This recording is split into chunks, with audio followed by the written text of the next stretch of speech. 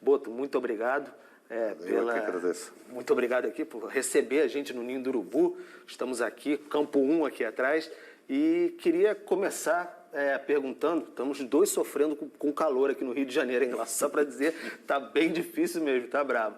Mas queria falar um pouquinho com você, como é que tem sido esse início de trabalho, conhecimento do futebol brasileiro, enfim, o trabalho no Flamengo, esse período ainda é de adaptação, dá para dizer assim? Obrigado mais uma vez. Num clube como o Flamengo é difícil nós falarmos de adaptação. Nós temos que chegar prontos, não é? É óbvio que há muita coisa, principalmente a dimensão do clube, a relação da imprensa e da torcida com o clube, que é algo que eu não estou habituado. E tem sido as coisas mais difíceis de lidar, têm sido essas, principalmente a forma como vocês, jornalistas, interagem com o clube. É algo que não é normal na Europa.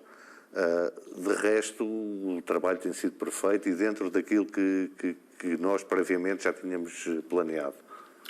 Agora, você fala desse convívio mais intenso entre a imprensa e o diretor de futebol do Flamengo, que é bem comum para a gente aqui no futebol brasileiro, para a gente não tem como ser muito diferente. E aí fala-se muito de contratações, tiveram as chegadas, e aí, enfim, possíveis renovações. Publicamente tivemos aí até posicionamento do pai do Gerson, enfim, falando de questões de renovação, valorização salarial. Como é que está essa situação do Gerson especificamente, se você pudesse falar com a gente? Já houve algum tipo de encontro? Porque é algo que preocupa muito a torcida rubro-negra, porque se trata do capitão, um jogador muito identificado com o Flamengo. Lá está, esse é um tipo de pergunta que na Europa não se faz, mas tentando adaptar-me a esta nova realidade e desde que nunca prejudique aquilo que são os interesses do clube. É verdade que chegaram propostas pelo Gerson, que nós recusámos porque achámos que não é o momento de vender. Dizer que tive uma reunião realmente com o pai dele e que aquilo que é importante é que neste momento estamos no mesmo caminho, focados naquilo que interessa para o Flamengo e para o Gerson. Então, Glaucel, agora eu passo o Boto aí para o estúdio, ele está na escuta de vocês, pode responder mais um pouquinho aí, vai ficar mais um tempinho com a gente, então fiquem à vontade. Boa, Pedro. Obrigada, Boto. Mais uma vez um prazer recebê-lo. Obrigada também por nos atender. Você chega aqui ao Brasil, já que você está falando dessa relação até com a imprensa, né? Pelo menos na imprensa, conhecido como alguém que tinha já um trabalho muito amplo com o futebol brasileiro, e eu digo aí de conhecer jogadores brasileiros pelo mundo. E por que o convite, talvez, para não trabalhar no futebol brasileiro não tenha chegado antes, ou se você já em algum momento da sua carreira pensou em trabalhar por aqui? Os últimos anos, as últimas temporadas, a gente tem bastante estrangeiro trabalhando aqui, os portugueses como treinadores, enfim. Gostaria que você falasse um pouquinho como é que foi, inclusive, esse convite dessa atual diretoria do Flamengo e se antes já havia até essa sua vontade ou até um outro convite para trabalhar por aqui.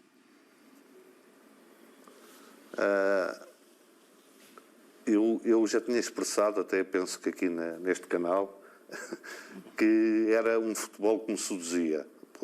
Porquê? Eu acho que de 3 fatores que nós devemos considerar de importantes no futebol, vocês têm 2 que são fundamentais ao mais alto nível, que é bons jogadores e uma torcida apaixonada. E talvez vos falte um pouco de organização, e quando digo organização, refiro-me também dentro de campo, alguma organização tática, e por isso talvez o sucesso de muitos treinadores portugueses, que até espanta um pouco os portugueses, porque não eram treinadores de uma primeira linha em Portugal.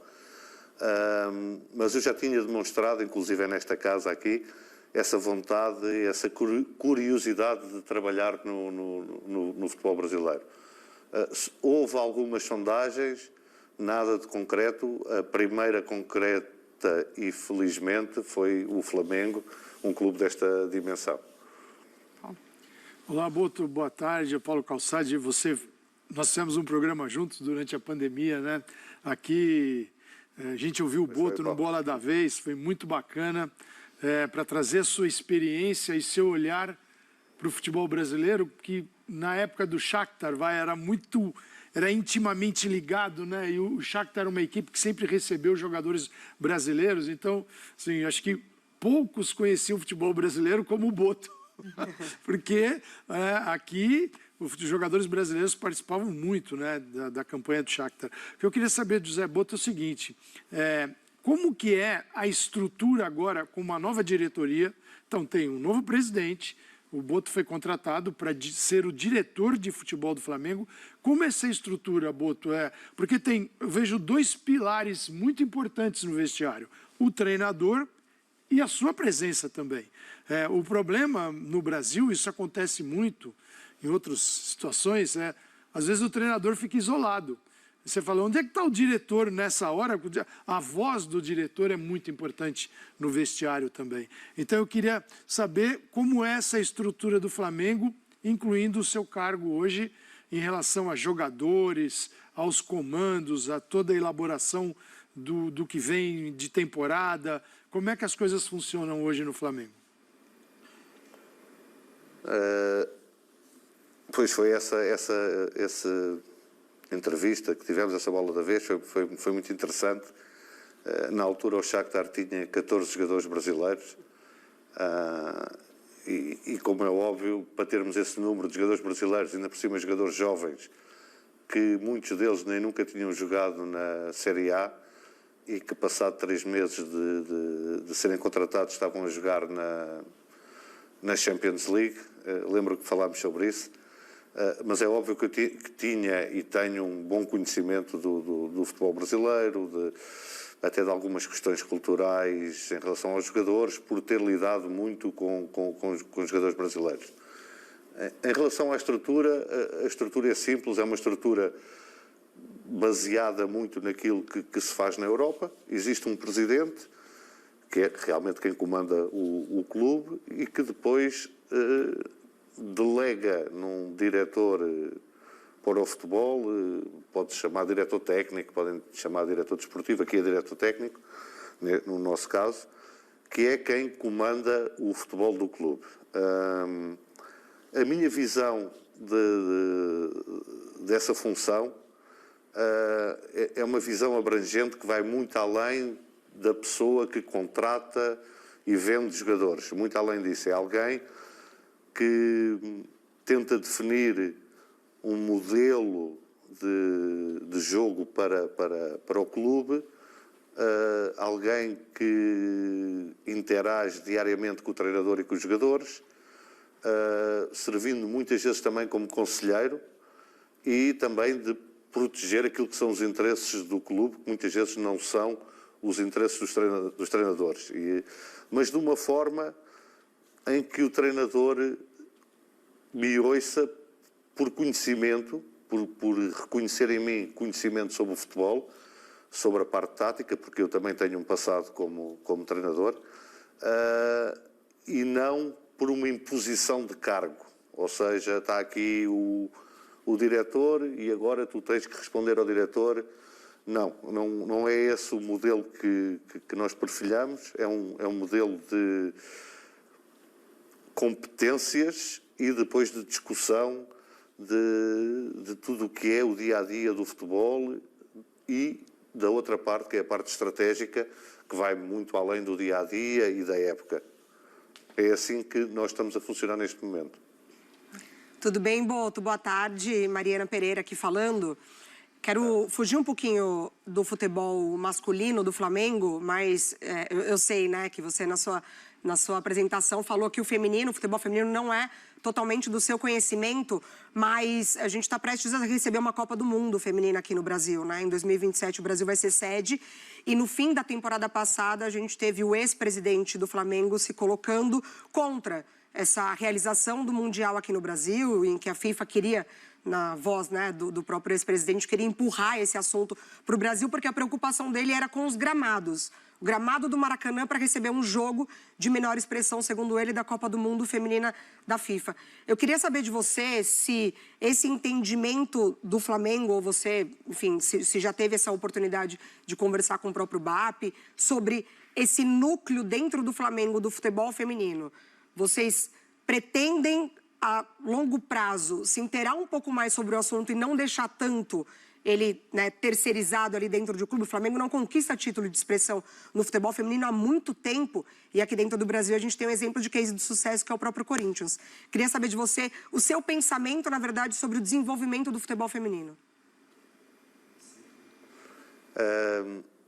Responder-lhe da seguinte forma: da mesma forma que eu penso que para tocar o futebol profissional de um clube tem que ser alguém profissional, identificado com o fenómeno, o futebol feminino, para o desenvolvimento do futebol feminino, tem que ser exatamente a mesma coisa. Eu não me sinto capacitado para o fazer, não me sinto capacitado porque não tenho conhecimento sobre quem é que são os melhores técnicos, quem é que são os melhores jogadores, que tipo de modelo de jogo se adapta mais aos jogadores que temos. Não tenho esse conhecimento. Por isso é uma área em que eu não interfiro nada. Primeiro ponto. Segundo ponto, o futebol feminino está a ganhar uma expressão mundial muito grande. Inclusive na Europa a UEFA obriga todos os times que participam na Champions League a ter futebol feminino ao mais alto nível. Há um desenvolvimento, desde que eu me lembro de existir o futebol feminino, até na qualidade do jogo e na importância, que é óbvio, quanto mais importância se dá, mais ele se vai desenvolver. Para um maior desenvolvimento tem que haver pessoas especializadas nisso, naquilo que é a realidade do futebol feminino. E eu não sou essa pessoa neste momento. Pedro, antes de devolver aí para você também, para seguir esse nosso papo, eu vou passar uns números que a gente tem aqui no estúdio. Já logo de início falamos com o Boto a questão dos técnicos portugueses no Brasil. A gente traz desde 2019 quantos técnicos a gente tinha estrangeiros no país e quantos deles eram portugueses. Em 19, 2 estrangeiros e 1 português. Em 20, 7 estrangeiros para 3 portugueses. Em 21, 8 estrangeiros para 2 portugueses. Em 2022, eram 11 estrangeiros para 5 portugueses. O recorte de 2023 é o que chama mais atenção. No total de 15 estrangeiros, 9 treinadores eram portugueses. No ano passado, em 13 de estrangeiros, 6 portugueses. E hoje, em 8 total de estrangeiros, 4 treinadores portugueses. A gente falando da elite do futebol brasileiro, tá? E aí, até para entrar contigo também, Boto, na questão do Felipe Luiz, os números dele desde a estreia no Flamengo. 22 jogos, 15 vitórias, 6 empates e 1 derrota apenas. Um aproveitamento de pouco mais de 77%. 38 gols marcados para 12 sofridos e 2 títulos. Esses números com o time principal e sem contar amistosos.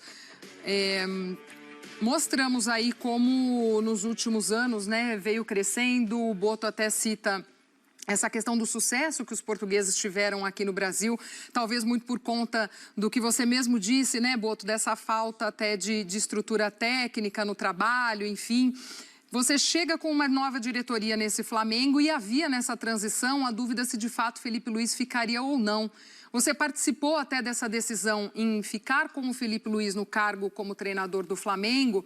E aí, se sim, por que a escolha dele, né? Um jovem treinador, a gente viu como impactou muito rapidamente o trabalho dele nesse elenco, mas um cara que na visão de vocês também é muito promissor e tinha esse perfil até do que vocês gostam para trabalhar. Gostaria que você explicasse um pouquinho essa relação e essa escolha pela permanência do Felipe. Ainda bem que me dá a oportunidade de falar sobre isso, porque eu acho que quando falei isso fui mal interpretado.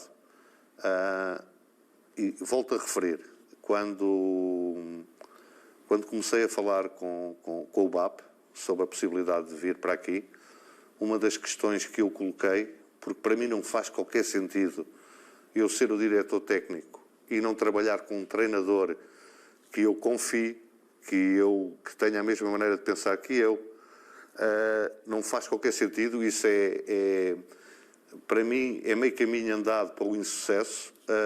Eu pus como condição ter uma voz bem ativa na escolha do treinador. Posso-vos dizer que nessa altura nem o Filipe era treinador do Flamengo, do time principal. E depois, como é óbvio, porque haviam essas conversas, eu segui ao Flamengo de uma forma atenta, estudando não só o elenco, mas estudando também aquilo que o treinador ia dando. E desde muito cedo percebi que, para a realidade do Brasil, ele era muito diferenciado mesmo. Ouvia com muita atenção as coletivas, não é? As coletivas que ele fazia, que dão muitos indicadores para quem ouve com muita atenção sobre os conhecimentos técnico-táticos de um treinador. E quando chegou à altura de termos que tomar uma decisão, tal como o BAP me tinha prometido, passou muita decisão para cima de mim, eu achei por bem, não por feeling, também existia algum feeling, mas por um estudo que já tinha feito dele, de ficar com ele. E hoje, eu volto a dizer isto, também acho que já disse isto mais que uma vez, o Filipe tem todas as características de um treinador de alto nível. E eu já trabalhei com alguns. E a primeira dessas características é ele ter a noção que tudo aquilo que ele foi como jogador de futebol, e que foi um jogador de altíssimo nível, tem pouco transfere para a profissão que ele tem agora. E quando tu tens isso bem claro na tua mente, é meio caminho andado para te tornares melhor técnico, porque isso vai-te obrigar a estudar, a ser inquieto, a perceber porque é que alguém faz isto e o outro faz aquilo. E ele é realmente alguém muito inquieto, alguém que tem uma sede de conhecimento enorme, e essa, para mim, é a principal característica dos grandes treinadores.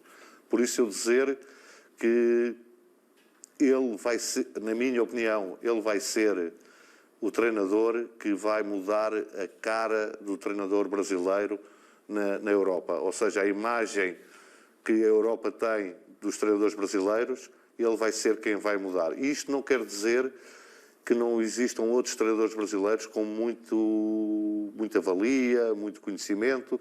Se calhar nunca lhes foi dada, foram oportunidades para o demonstrar.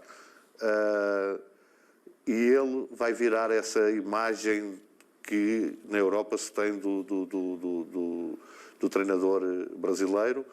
E eu já disse isto um pouco como brincadeira, mas é algo que eu acredito mesmo.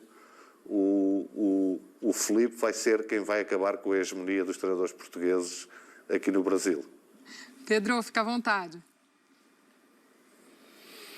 Obrigado, Glaucia. Não, doutor, até ia querer que você entrar nesse papo sobre Filipe Luís também, que você destrinchasse mais o trabalho com ele no dia a dia, porque me chama muita atenção que o Filipe sempre o cita quase rotineiramente nas coletivas, assim, não, porque o Boto.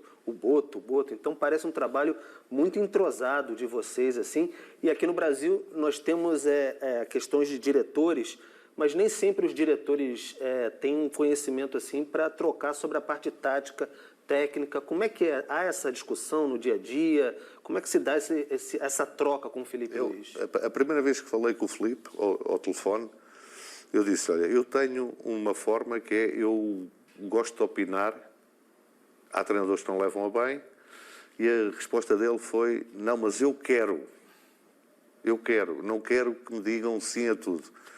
E então o que nós temos é uma discussão saudável sobre várias coisas, desde o elenco às questões táticas, ao próprio jogo, em que discutimos, e acho que isso faz-nos crescer aos dois.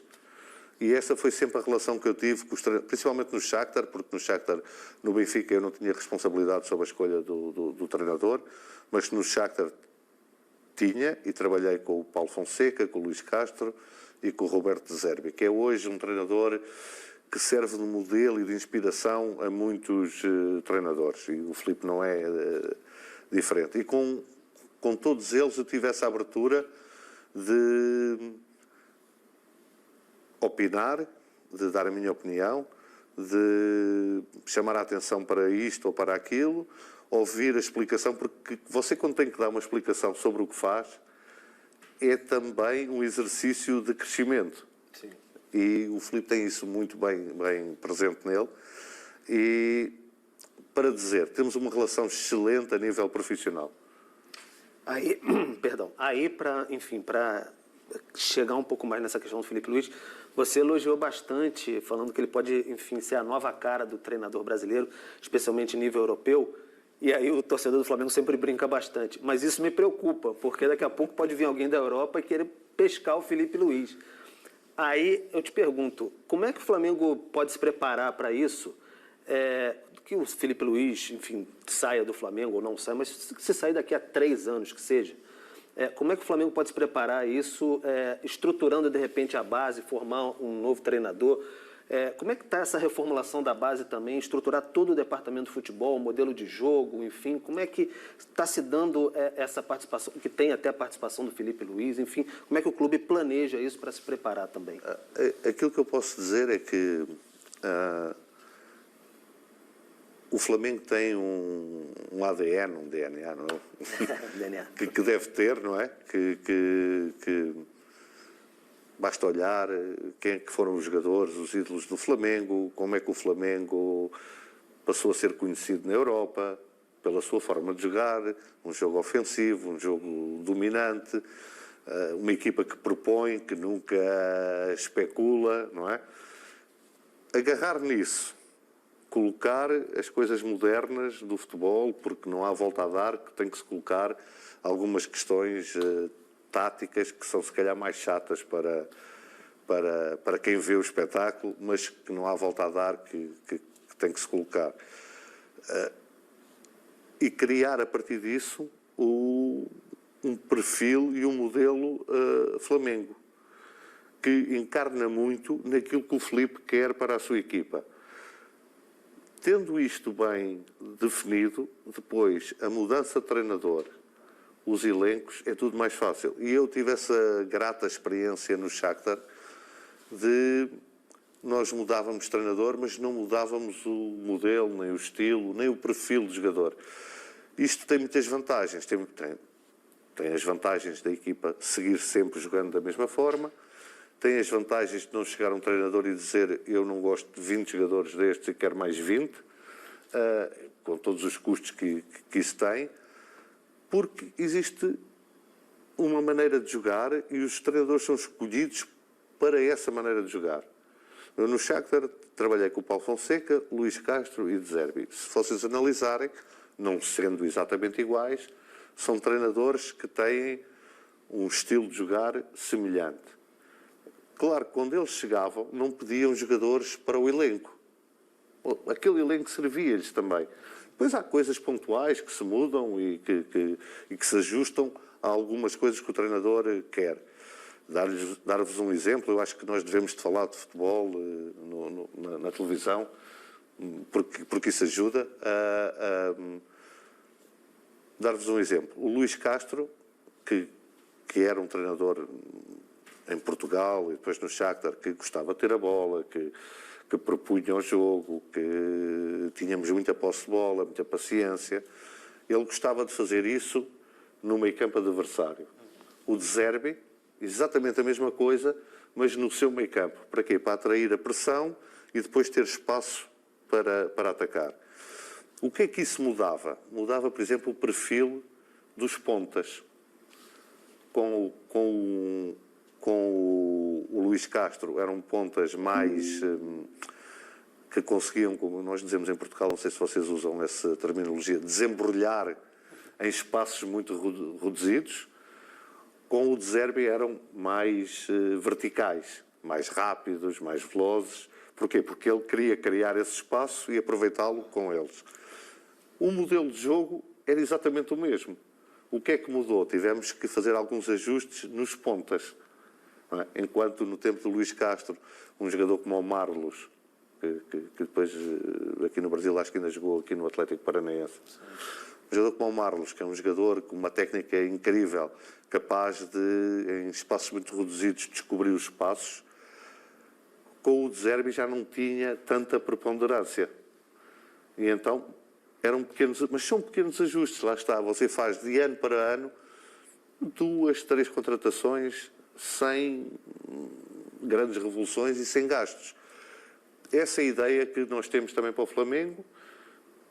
Felizmente o Filipe tem esse modelo de jogo. Quem vier a seguir ao Filipe vai ter um modelo de jogo parecido.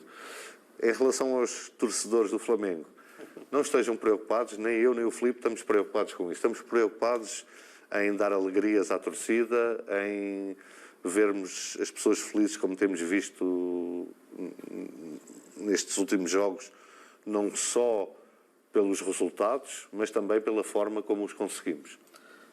Agora, só mais uma antes de devolver para o pessoal lá no estúdio, a questão até do perfil de contratações, porque muito se bateu na tecla, até a Glaucia falou, questão de scout. Você trouxe o Juninho, tem também o Danilo, falou-se muito em Jorginho também, mas o perfil de uma próxima janela, a janela ainda não fechou, faltam 10 dias, se eu não me engano. Faltam uns dias, infelizmente. Se para uma próxima janela o perfil já vai ser diferente, o scout mudando, enfim, você é mais tempo no clube, como é que você imagina que o trabalho na janela do Flamengo vai ser diante de tudo isso? Eu, quando me sentei pela primeira vez com o Filipe, dissecámos o elenco de alto a baixo e de baixo para cima e de todas as maneiras efetivas. E achámos que este elenco ainda tem muito para dar. Colocado numa outra maneira de jogar, acho que vai ter margem para evoluir, embora sejam jogadores que já ganharam tudo, que têm uma carreira mais que feita. Mas colocando eles num modelo diferente de jogo, acho que podemos extrair mais deles. Essa foi a nossa grande ideia. Então a grande preocupação na janela foi manter este elenco, ou seja, manter aqueles jogadores que nós achávamos fundamentais manter. E não foi fácil. Parece que nós tivemos uma janela tranquila, em que trouxemos 2 jogadores, mas não foi fácil manter muitos destes jogadores. Houve muitas abordagens, muitas ofertas oficiais sobre muitos dos nossos jogadores. Felizmente, na imprensa só vazaram 2 ou 3. É um bom trabalho nosso aqui também. Mas conseguimos convencer os jogadores a ficarem e a fazerem mais história ainda, ou fazerem história pelo Flamengo. Essa foi o grande objetivo da janela. Depois foi colocar ali um pouco mais de qualidade, ou por exemplo, no caso do avançado, ter um avançado com características diferentes das do Pedro, que permitisse a equipa ter algumas nuances táticas contra alguns adversários e dar alguma estabilidade cá atrás, com a saída do Fabrício, com um jogador que dispensa apresentações, não é? Por onde passou, pelo que ganhou, por aquilo que entrega, não só dentro de campo, mas fora de campo. Foram 2 contratações cirúrgicas e feitas com plena consciência daquilo que precisávamos. Depois, se elas dão certo ou não, isso eu não conheço nenhum clube do mundo que acerte todas. Mas foram feitas com objetivos bem delineados. Glaucia, devolvo para você aí no estúdio. Vamos lá, Calçade. Boto, eu vejo mudanças com o Filipe desde o ano passado, mas esse ano as coisas se acentuam. Mudança de um Flamengo mais ativo, um Flamengo mais pressionante na saída de bola do adversário, porque é um Flamengo que joga, né, subindo, aproximando os zagueiros, então se não pressionar, vai correr para trás o tempo todo. uma preocupação nos jogadores de ter mais movimento durante os jogos. Às vezes dava uma acomodada aqui, uma acomodada lá, né? E o futebol não permite isso. Agora, praticar esse jogo no Brasil com... Tudo é continental aqui, né? Até o estadual virou um campeonato continental. Vai jogar em Manaus. São viagens que no continente europeu você vai de Londres a Moscou. Aqui você não sai do Brasil. Exatamente. Então, tem características, o calor, as distâncias, o calendário que não te permite uma semana para se aprimorar. Agora a gente vem para uma discussão também de gramados sintéticos. Então, diante desse cenário, como manter a qualidade, como manter a postura, como manter esse DNA ativo o tempo todo, com tantos fatores tentando atrapalhar. Quer dizer, como é que você, agora vivendo isso no dia a dia, com o Felipe Luiz, como é que vocês conversam e estão bolando? Eu acho que o primeiro deles os nossos elencos no Brasil são muito maiores do que muitos clubes europeus, né? Para poder aguentar e suportar tudo isso. Com todos os problemas que isso traz também, porque a qualidade de treino nunca é boa quando se tem muitos jogadores. Sempre foi algo que me fascinou do ponto de vista de tentar perceber, porque existem dois tipos de treino, não é? Existe o treino aquisitivo e depois existe um treino de recuperação. E quando se joga esta quantidade de jogos, a maior parte do treino é um treino de recuperação. Não é? É um treino que não tem nada de aquisitivo a nível tático, físico, técnico. Eu acho que o grande segredo é conseguir, no treino de recuperação, pôr alguma coisa de aquisitivo. Eu acho que esse tem sido o segredo de alguns treinadores portugueses, porque eu sei a forma como se treina e como se pensa o treino em Portugal, mas o Filipe está muito ciente disso e muito, como dizer, muito dentro, ou seja, foi uma surpresa para mim. Ele já era algo que ele estava completamente despertado e a estudar e a perceber como fazer. Eu penso que esse é o grande segredo, é num calendário tão grande, em que se calhar 60% dos treinos são treinos de recuperação, é colocar nessa recuperação alguma coisa de aquisitivo do ponto de vista tático e do ponto de vista do entendimento do nosso jogo. Depois, como é óbvio, é muito importante que os próprios jogadores tenham esse cuidado na alimentação, no sono, porque isso depois faz a diferença no final de tantos jogos. Isso são coisas que acabam por fazer a diferença. Por isso, muitas vezes, quando o Filipe diz, foi algo que foi muito discutido aqui internamente, era este estadual, nós não iríamos estourar nenhum jogador, independentemente dos resultados. Felizmente as coisas têm corrido muito bem, mas acreditem que mesmo que se não tivessem corrido tão bem, nós não estouraríamos nenhum jogador neste estadual, porque o nosso objetivo é o Campeonato Brasileiro e depois a Libertadores, e ainda temos um Super Mundial no meio do ano.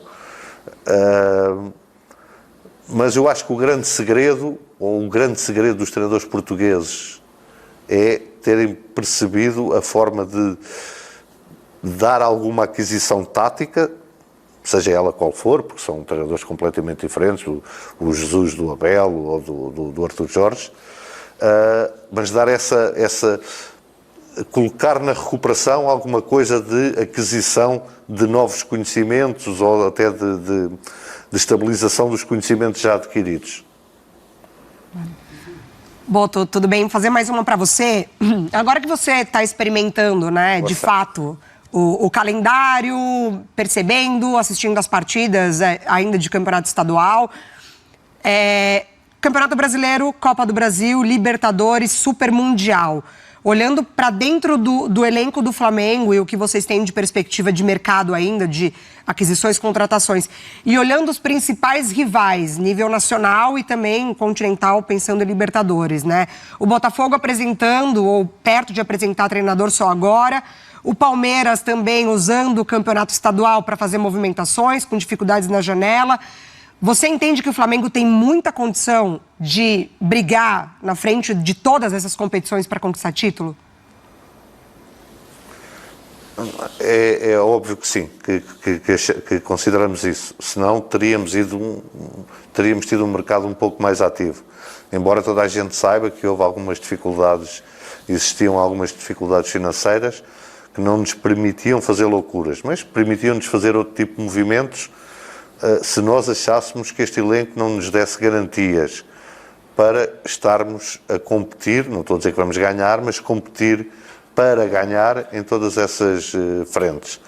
Sabendo também que existe uma janela do meio do ano e ainda existe uma janela antes do Super Mundial que nos vai permitir fazer algumas correções se elas tiverem que ser feitas. Ou seguramente que as vamos fazer, alguns adicionamentos que nós já estamos a pensar para a segunda parte da temporada. E vamos fazer, de certeza, alguns adicionamentos de coisas que nós já identificamos que podemos melhorar, porque uma das características que o Filipe tem e eu tenho é, assim que acaba o jogo, aquele jogo já passou. Tinha acabado a Copa e já estávamos a conversar sobre o próximo. E isso é uma característica de quem gosta de ganhar e enquanto toda a gente estava a festejar, e bem, que se deve festejar, nós já estávamos a pensar o que é que podíamos fazer ou adicionar para o time ser melhor. E isso são conversas que nós temos diariamente, temos bem presente o que é que podemos melhorar no time e seguramente o vamos fazer nessas duas janelas que vamos ter. Boto, você chega ao futebol brasileiro no momento em que o mercado por aqui está bem inflacionado, né? Muitos clubes investindo alto, investindo pesado. Houve uma época em que o Flamengo era o que tinha esse poder aquisitivo maior e por isso dominou durante algumas temporadas, mas hoje não. Hoje outros clubes também com esse poder aquisitivo muito forte. E aí eu gostaria de saber como isso acaba acirrando também o mercado e até numa questão se há um limite, há um teto para isso de investimento. Se fala muito na questão de fair play financeiro a cada grande contratação que chega no Brasil. Então também gostaria de te ouvir dessa visão até do mercado brasileiro hoje, com grandes nomes, com grandes jogadores vindo, com um investimento muito pesado e até no que se pensa nisso. Se há um limite, fair play financeiro, o que é a tua visão nesse mercado também? Por aquilo que eu percebo, não existe um fair play financeiro. Nós temos alguns clubes que nos devem dinheiro e não pagam. Isso na Europa é impossível, porque nós fazíamos uma queixa à UEFA e, passado 3 meses, havia um transfer ban. Eu acho que no Brasil tem que se pensar isso, porque não se pode concorrer com concorrência desleal, não é? Não se pode concorrer com nós termos os salários todos em dia, termos as nossas contas todas em dia, contra oponentes, seja lá em que área for, não é? Ou qualquer área da sociedade, a concorrência desleal não é saudável. Eu acho que isso é algo que a Federação Brasileira tem que pensar, é punir mais quem não paga, porque lá está, para um europeu isto não faz muito sentido eu ter que estar a concorrer contra clubes que não me pagam os jogadores que já deviam ter pago, não é? Porque isso na Europa é impossível. E ver esses clubes continuarem a contratar jogadores sem qualquer tipo de sanção. Mas pronto, isso é um problema que tem que ser a Federação Brasileira, não sei, o Ministério do Desporto, não sei, alguém a fazer isso, não o Flamengo. O Flamengo é muito penalizado pelo aquilo que eu percebi desde que aqui cheguei com situações dessas. Mas lá está, nós tínhamos clubes europeus que não nos pagavam, já fizemos queixa e esses clubes, se não nos pagarem, em um mês vão ter transfer bans. E ninguém quer ter um transfer ban, porque é justo, se você não tem dinheiro para pagar a alguém, também não pode ter dinheiro para comprar jogadores. E é isso que se passa na Europa e que se devia passar aqui.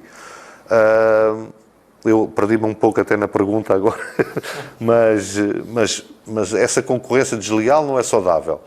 Agora, é saudável trazer estes jogadores como o Neymar, como o Danilo, nós, porque isso põe os olhos do mundo na Liga Brasileira. Eu lembro-me de há uns anos o Jesus deu uma entrevista em Portugal, que foi muito alvo de chacota lá em Portugal, dizendo que a Liga Brasileira era mais competitiva que a Premier League. E eu, sem estar aqui, estando lá na Europa, concordei muito com ele, porque a Liga é competitiva, não há nenhuma liga no mundo onde 7 equipas podem ganhar o título, não há nenhuma liga no mundo com uma torcida tão alegre, ou depois também vira ao contrário, mas é um espetáculo bonito, é um espetáculo que eu acho que era vendável para a Europa. Precisavam de melhorar algumas coisas, como a qualidade dos gramados, porque para quem está a ver na televisão não é agradável ver um jogo com um gramado todo esburacado ou com um campo sintético, não é a mesma coisa, e isso afeta o espetáculo televisivo, mas as condições que a Série A tem a nível de jogadores, a nível de torcida, a nível de competitividade, não ficam nada a dever à Premier League e seria um produto bem interessante, de certeza, para os europeus comprarem e verem. Em Portugal nós já compramos muito, já o consumimos muito por culpa dos treinadores portugueses, mas é comum muita gente estar acordada à meia-noite em Portugal para ver um Palmeiras-Flamengo ou um jogo destes, porque é realmente um espetáculo interessante. Melhorar a qualidade dos gramados, acho que fazia todo o sentido. E agora, com estes jogadores que vêm, jogadores com um nome muito grande na Europa, acho que é uma altura boa para se vender o espetáculo para a Europa. Só para não perder aí também o gancho, né? O Calçado já vai fazer mais uma pergunta, mas você está falando de qualidade dos gramados também impactando aí o espetáculo. Muitos jogadores em um movimento que ganhou mais força hoje falando dos gramados sintéticos contra o gramado sintético. Eu gostaria de saber como vocês aí do Flamengo estão acompanhando e se até compactuam com essa reclamação dos jogadores, né? Vamos colocar essa reclamação entre aspas, mas compactuam com essa postura dos jogadores, acho que fica melhor assim, em relação ao gramado sintético. Bem, eu não posso tomar uma posição oficial do Flamengo, porque não conversamos sobre isso. Posso dar a minha opinião em relação ao que se passa na Europa. Na Europa é proibido as ligas profissionais atuarem em gramados sintéticos. No máximo híbridos, que me parece até uma boa solução, porque são gramados bem interessantes, onde se pode jogar um bom futebol, com menos impacto em lesões, principalmente a nível do joelho. Não vou entrar no mérito ou demérito de quem tem, porque quem tem deverá ter as suas razões para o ter. Pensarem que vocês importam tanta coisa da Europa, importem essas coisas boas, como fazerem os jogos todos. Acho que a nível do espetáculo, a nível da qualidade de jogo, jogar em gramado natural nada tem a ver com gramado sintético. O Boto, pensando assim, no presente, mas também no futuro do Flamengo, e no teu cargo, e na tua experiência de olhar para o futebol brasileiro, detectar talentos, como é que vai ficar a captação de talentos do Flamengo? Porque existe aquele talento que você traz para jogar no time principal, esse é um. E existe aquele talento que você identifica como um grande futuro e o Flamengo, com seu poder, seu tamanho, seu poder de atrair jogadores e também o poder econômico, pode ter uma um orçamento para contratar jogadores para a base e desenvolvê-los para o time principal ou mercado internacional. Existe um plano para isso? Existe um plano de reestruturação da base, pensar mais no perfil do jogador, pensar mais no jogador do que em resultados, porque muitas vezes os resultados na base são enganadores. Para mim o resultado na base é, por exemplo, o trabalho que o Benfica fez, que a partir de 2015-16 começou a colocar jogadores vindos da base na equipa principal e a vendê-los por cifras enormes. Esse para mim é o trabalho da base, é colocar jogadores no time principal, e há um plano para isso, há um plano para sermos mais ativos, principalmente aqui na zona do Rio de Janeiro, de tentarmos captar os melhores jogadores do Rio de Janeiro, e depois um plano também para termos alguns talentos que são detectados de uma forma precoce, muito à semelhança do que fazíamos no Shakhtar, que era não deixávamos os jogadores, nós comprávamos os jogadores sem deixá-los ir às primeiras equipas aqui no Brasil, porque sabíamos que a partir do momento que fizessem um minuto na Série A o preço disparava, não é? Então nós antecipávamos e íamos buscar um pouco isso, principalmente aqui em toda a América do Sul, respeitando todas as regras da FIFA, como é óbvio, mas há aqui se calhar uma janela de oportunidade em jogadores entre os 18 e os 20 que podem jogar na equipa de sub-20 como jogadores de especial talento para serem desenvolvidos ou acabar de serem desenvolvidos aqui. Esse é algo que nós ainda estamos a trabalhar, a base ainda é algo que estamos a trabalhar de uma forma quase diária e muito afincadamente, até afinarmos e arranjarmos aqui aquilo que nós achamos que é o ideal para um clube como o Flamengo. Pedro, já devolvendo aí para você também, que sei que a gente já até estendeu um pouquinho do que a gente podia nesse bate-papo ótimo com o Boto, então para a gente também já caminhar para o encerramento aí. Caixinha, vai pagar a caixinha. Vai pagar a caixinha. Exatamente. Estendeu o papo, foi bom, foi muito bom, mas só fazer uma última aí, aproveitando que o Boto estava falando aqui sobre a base e tudo mais. Agora, recentemente, o Flamengo teve a questão da negociação com o Lohan, que foi para o CSKA, mas não foi. Ficou naquele meio do caminho ali, o clube até soltou uma nota oficial. Queria que você pudesse falar um pouquinho sobre a situação. E o Lohan, ele, enfim, fica na base, volta para o profissional, depende do Felipe Luiz. Como é que fica a situação dele agora, que sempre foi tratado como, enfim, uma grande joia, como a gente diz. Explicar aqui um pouco a situação do Lohan. Eu, quando chego aqui, já tinha muitas informações sobre o Lohan, porque era um jogador bem conhecido na Europa, como lá está um talento de grande qualidade.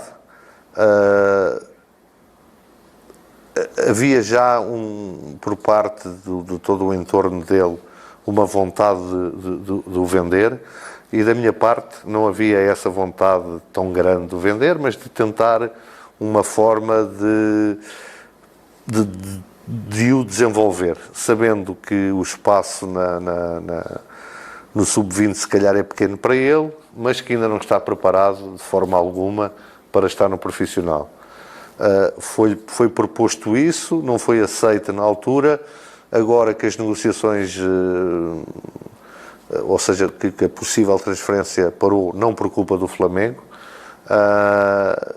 eu vou tomar as rédeas do Lohan e agora vai fazer à minha maneira. Que seria? Quer tentar recuperá-lo, colocá-lo num contexto de crescimento bom para ele, tentar retirar alguma da pressão que se calhar é posta aqui no Rio de Janeiro em cima dele e dar-lhe minutos de jogo num contexto ideal para ele, mas sem a pressão que o Flamengo tem, tentar recuperá-lo, tentar que ele ponha para fora todo o talento que ele tem e ser depois, se calhar em junho ou julho, ou se calhar para a próxima temporada, mais um elemento de grande valia à disposição do treinador aqui, na equipa principal. Maravilha. Boto, agradeço demais pela sua presença aqui no Sport Center.